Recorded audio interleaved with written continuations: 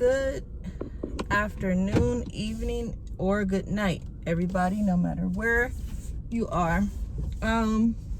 It's been a while since I checked in, and I want to say, this season of growth has been literally,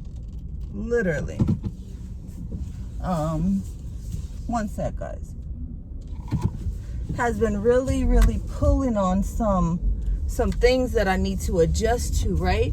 Like literally climbing into the seat of maturity, even in a greater capacity. And I'll say why. Serving people and leadership, right, isn't always easy. You have to learn to literally adjust where God has you. And this is even when you are in the public. I'll share this sentiment really quick. So I was on my way back from exchanging a phone case, and I grabbed the young lady. Well, not grabbed her, but I got her attention and I let her know, hey, you gave me the wrong case. And she literally caught an attitude and said, well, that was the one you pointed to. And I literally had to take a deep breath and say, that wasn't the one I pointed to. I had to literally keep my head focused, right? Because I know a lot of times when people come at us, whether it's in the wrong or right, or whether it's in a disgruntled way, sometimes we choose to clap back, right? But what I've learned is that maturity and also your self-awareness will tell you, don't say that, because you're going to feel bad in the end.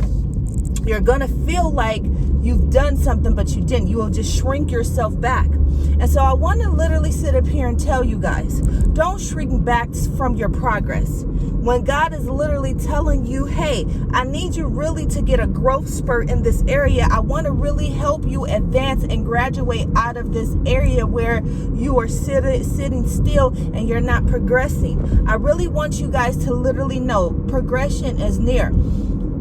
My standards for myself, right, is at an all-time high. I don't want to feel like I have to say something. I don't want to feel like I have to get the last word in, because that's literally not what I'm on. I've never been on that. I don't want to be right just to be right. I want to be in a way where my voice is heard, but my voice is heard literally with roots behind it, literally with grace behind it, literally with the measure of God's mercy behind it, right? And when I say that, it's because we have to extend God's grace and mercy like he does us all the time. And so a lot of times we just feel like, hey, God, I don't know what I'm doing, or I don't know how to sit still. You have advancement all around you. Why are you stuck? Why are you stuck and engaging in how you feel with being sensitive and not always being mean about saying stuff? And I don't know who this is for, but a lot of times, sometimes when you are mean or you sway yourself to be aggressive in certain things, it's not going to stick. You know, a lot of people say, I'm gentle. I want to be in my soft girl era. I want to be this. Prove it. You don't got to prove it to nobody but God. I see a lot of times, a lot of people have these wayward tendencies and attitudes, and they want to be self-seeking and self-serving, and they want to do all these things, but it's not unto God. We're never supposed to do things for ourselves. Even when we're growing in the capacity and leadership, we're supposed to do that unto God so that he can trust us with more. How many times have you said, God, I want you to trust me with your people, or God, I want to be in the place where you are trusting me, but then we give God no substance to work with?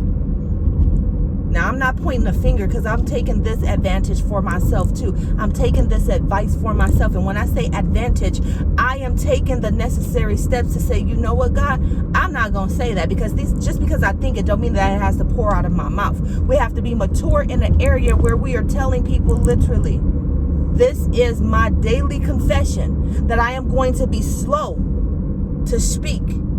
I'm going to be quick to listen. I'm going to be slow to speak. I'm going to be quick to literally let my emotions settle before I say anything. Because the thing of it is that we get into this narrative that, oh, somebody hurt my feelings, so I got to say something that is going to literally say something back. No, we don't have to do that. When God is telling us, hey, I'm making it easy. Just be quiet. We don't always have to look like we're in the right, even when people are doing us wrong. Change the narrative about yourself.